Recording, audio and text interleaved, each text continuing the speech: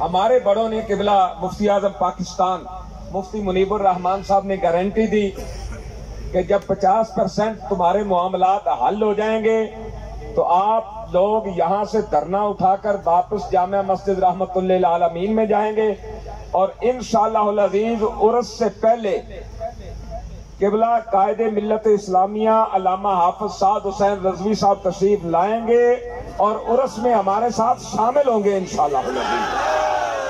हाँ, तो इंशाअल्लाह हम अब जाएंगे जामिया मस्जिद रहमतुल्लिल आलमीन। हम घरों को नहीं जाएंगे, जामिया मस्जिद रहमतुल्लिल आलमीन जाएंगे, कायदे मोहतरम तशरीफ लाएंगे और कायदे मिल्लत इस्लामिया हजरत अल्लामा हाफिज खादिम हुसैन रज़वी साहब रहमतुल्लाह अलैह आपका उर्से मुबारक होगा, उसमें कायदे मोहतरम भी इंशाअल्लाह अज़ीज रब की रहमत से हमारे साथ होंगे। तो अब सलाम होगा, दुआ होगी, सब लोग जामिया मस्जिद रहमतुल्लिल आलमीन को जाएं।